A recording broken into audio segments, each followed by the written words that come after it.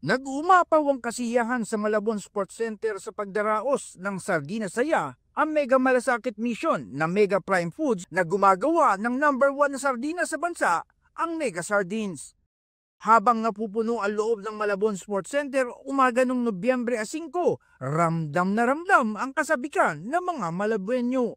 Hindi maputol-putol ang pila ng mga tao sa wantusawa na patkim pa lang ng mga produkto ng Mega Prime Foods sa kanilang food booths. Lubos na nagdagdag sa ningning na okasyon ang pagdating ni Marvin Chulim, ang Chief Growth and Development Officer ng Mega Prime Foods. Ang Malabon ay napaka-importante sa amin dahil dito rin tayo nagsimula 50 years ago. Ang kumpanya ng Mega dito sa Nabotas, Malabon talagang nag-start nung isa lang fishing vessel namin, ngayong 100 na, napakalaga. Sabi pa ni Chulim, makabuluhan sa pagdiriwang ng Mega Prime Foods ang National Sardines Month dahil ito ang kanilang paraan ng pagbibigay pugay sa mga mangingisdang Pilipino.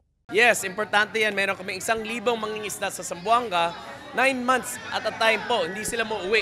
9 months sila nasa laot. At talagang importante mapagbigay natin yung kalooban nila dahil mahirap yung ginagawa nila. At akala po ng ibang tao, simple lang po humuli ng isda, simple lang po gumawa ng sardinas. Mahirap po talaga yan at talagang gusto namin ipakita sa tao, ang sardinas ay mura lang masustansya pa, tapos dekalidad pa at kaya ng Pilipino gumawa.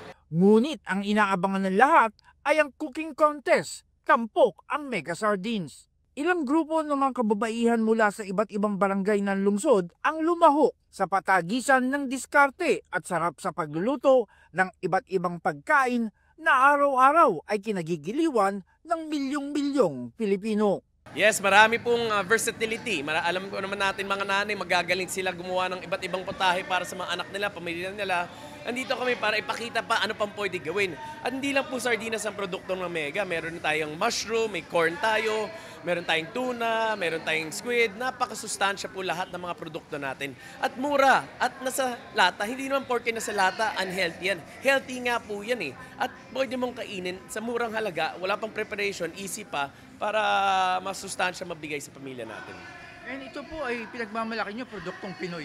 Yes, yan ang #1 sa amin. Ayan yung purpose ng kumpanya namin, magbigay ng pride sa Filipinos dahil kaya natin gumawa ng dekalidad na produkto para sa buong mundo. Hindi lang para sa Pilipinos, pero para sa buong mundo. Yung quality natin, global standards po yan. At dapat yung pride ng Pilipino na kaya natin gawin, nandyan sa atin. Marami pong nagagawa sa sardinas po. Hindi lang po sinasabi na sa karne lang po. Marami po. Bola-bola, as in Shanghai, as in all-purpose po ang Mega Sardines. Ano niluluto nyo po? Siyempre, tuna sardines, Mega Mushroom! Mega Sardines with mushroom! Lahat pwede! Hindi lang tuna! Kahit saan pwede! With mushroom! Mas malasa ang Mega! At mas masarap! Mas masarap! Hindi po siya masyadong malansa. Hindi po siya ganun kalansa, unlike po sa ibang brand. Tsaka malasa po. Sa pagtatapos ng tagisan sa pagluluto, itinanghal na grand prize winner ang nagluto ng sisig gamit ang Mega Tuna. Tapos sa Mega Sardine, Mega Malasakit, maraming salamat po sa experience na pagluluto natin ng Mega Masarap. Team Concepcion, Malabonan!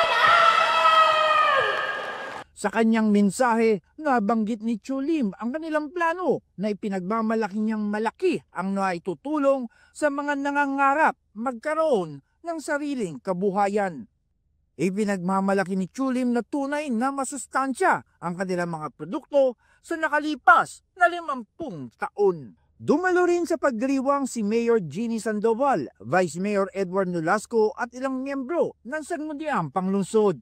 Sa darating na Nobyembre 23, magkakaroon din ng Sardina Saya sa Star Arena sa Baliwag, Bulacan at gaganapin naman sa Nobyembre 29 sa Danau Civic Center sa Danau City, Cebu ang pinal na pagdiriwang.